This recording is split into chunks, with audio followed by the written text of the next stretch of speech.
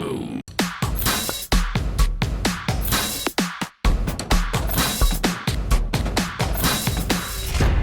welcome to our newest crash course, how to build a portfolio in 4 easy steps. My name is Jim Schultz and I am very happy that you are here with us today. I'm going to try to make this crash course as quick, as concise, and as worthwhile as I possibly can. And what we're going to do in these 4 episodes is we are going to take a bird's eye view of building your portfolio. And guys, I would argue this is more important than which strangle you're going to sell, what stock you're going to trade, or which earnings announcement you are interested in.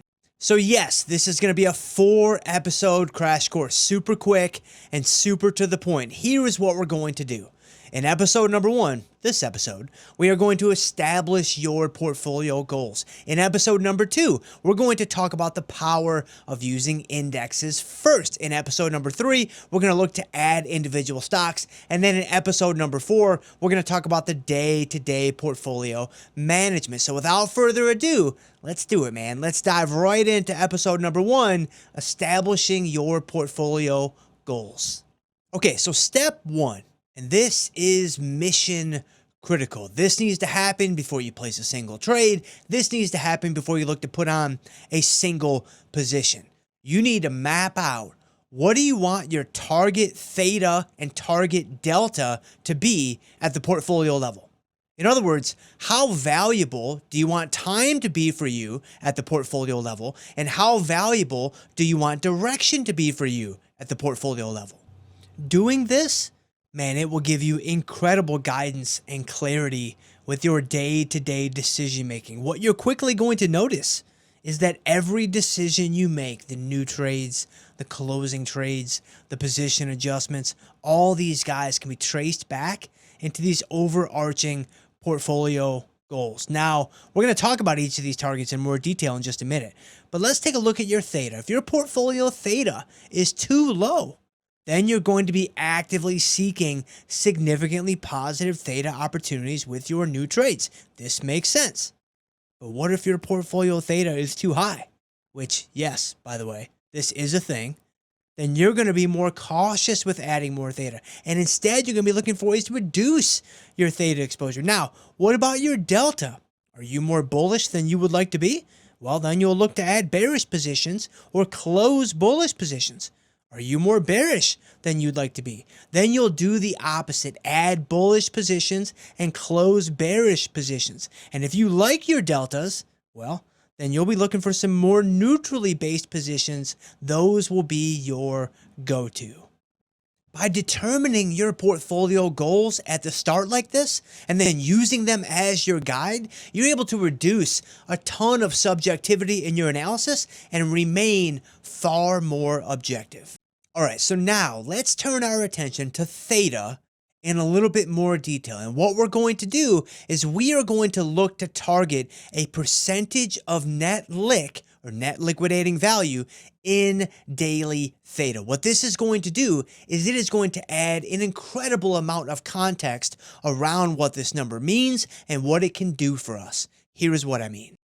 Generally speaking, we tend to fall in a range of 0.1% to 0.5% of our net lick in daily theta, the number that you see at the very top of your Tastyworks platform.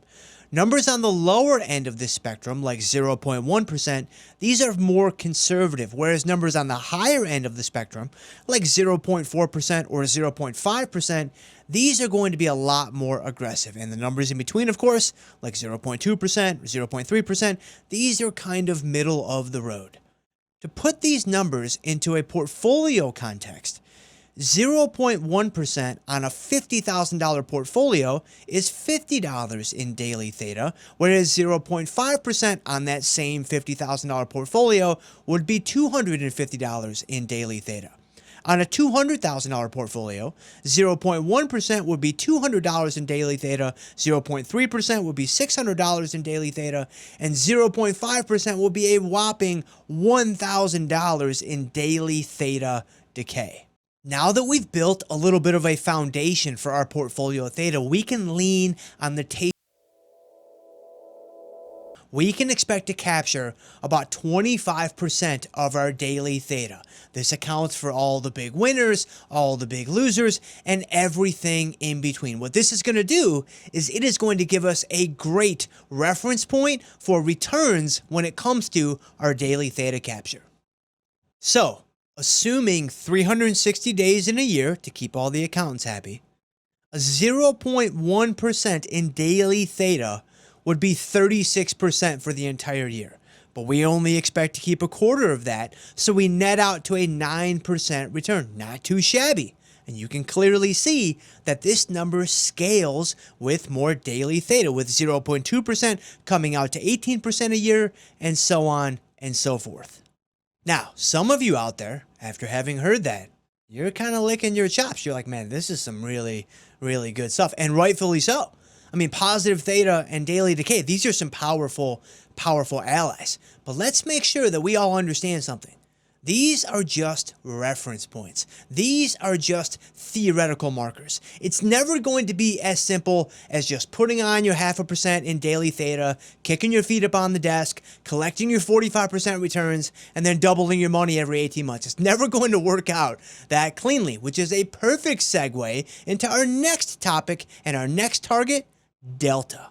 So now that we have a theta foundation, let's turn our attention to delta. And the interesting thing about delta is there are effectively 3 different options that you can choose, 3 different pathways forward through the forest, if you will, each of which with its own set of gimmies and gotchas. So effectively, the first thing you'll need to decide is what directional bias you want to have in the market.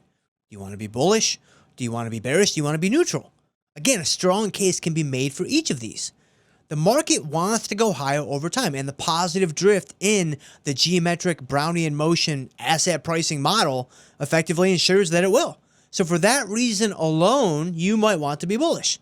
But the big high velocity moves in the market usually happen to the downside, and these moves generally coincide with expanding volatility. So a short delta bearish portfolio can be a nice hedge against your short premium option positions. And lastly, you might want to remove direction entirely from your portfolio returns, which a number of traders like to do, and just be delta neutral. You have to choose your own adventure here, and any of the 3 can be successful over time. So let's work through how to get started with each bias. So if you want to be bullish, then I think a great way to position your portfolio is relative to the SPY index itself. Here's what I mean. For instance, with the SPY currently around $450 a share, that means that 100 shares of SPY is equivalent to about $45,000. That means that if you had a portfolio that was also equal to $45,000, then 100 beta-weighted deltas at the portfolio level would be the same as 100 shares of SPY. Thus, you would have a 1-to-1 leverage in your portfolio relative to the index.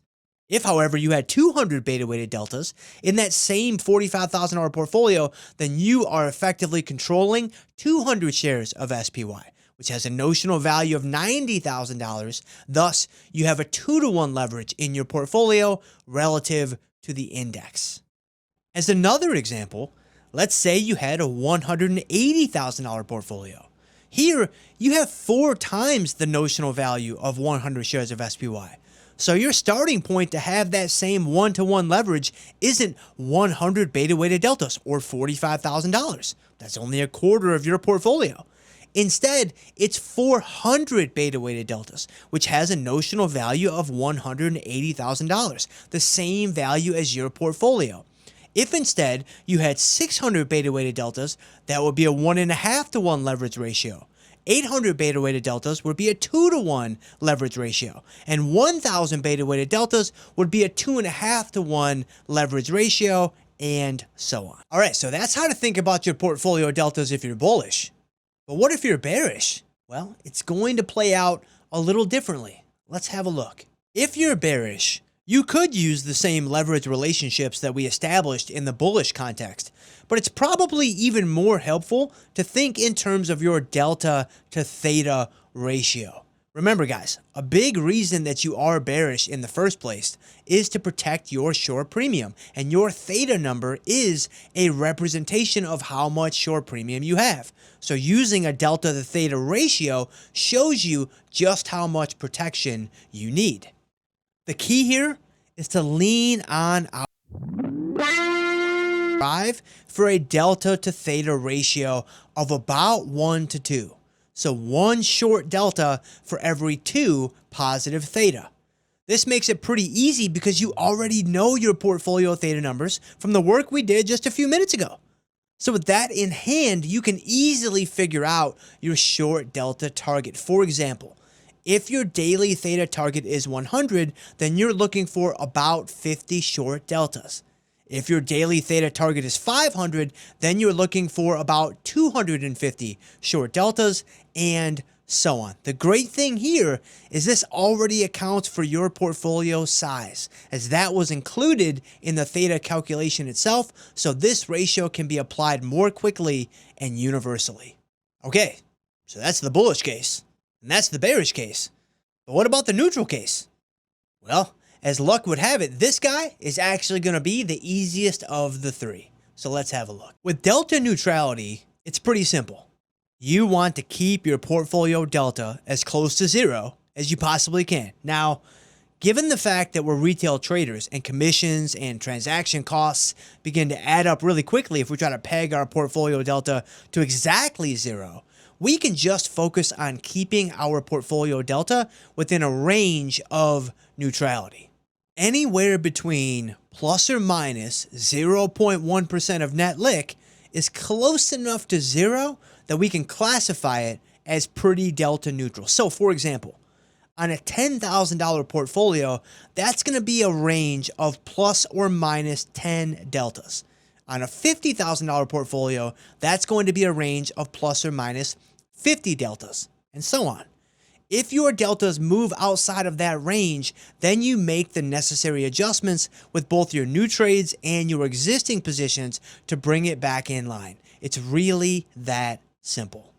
So there you have it, guys. That's how to establish your portfolio goals. It's up to you to now decide how to take this information and apply it. But before I let you go, let me give you a couple of points of guidance. First, you might naturally be wondering, Jim, why didn't you include Vega? Because when it comes to option returns, there's 3 pieces. There's Theta, there's Delta, and there's Vega.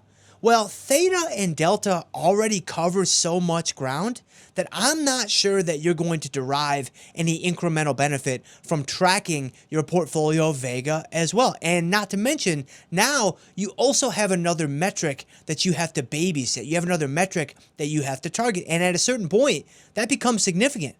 Right? At a certain point, there's too many cooks in the kitchen, and it's difficult to move forward in any meaningful way. So that's why you don't see Vega included in this discussion. Second, many of you out there, especially you new traders out there, and my heart really goes out to you guys that are just starting out, man. It's like drinking from a fire hose. I totally understand.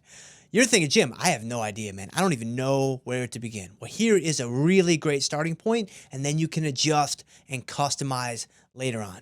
First, start with 0.1% of net lick in daily theta. It's very conservative. You can ramp this up later as you gain experience and you get more comfortable. If you want a long portfolio bias, which is totally up to you, then start with a 1-to-1 leverage ratio in exactly the same manner as we went through how to figure that out. If you want to be short, then just target a 1-to-2 delta theta ratio. These ideas, these guide points, they will give you a great foundation. They will give you a great starting point for establishing these portfolio goals, and then you can adjust and you can customize accordingly as you move forward along the learning curve. And just like that, guys, we made it through episode number 1, establishing your portfolio goals. If I can help you in any way, guys, you can always email me. I'm just jschultz@. We can connect on Twitter. I'm just @jschultzf3. Either way, guys, reach out to me with any questions, any comments that you might have, and I'm very, very happy to help you in whatever way I possibly can. Whenever you are ready, I will see you in episode number 2 of this crash course, where we are going to talk about the power of indexes. We'll see you there.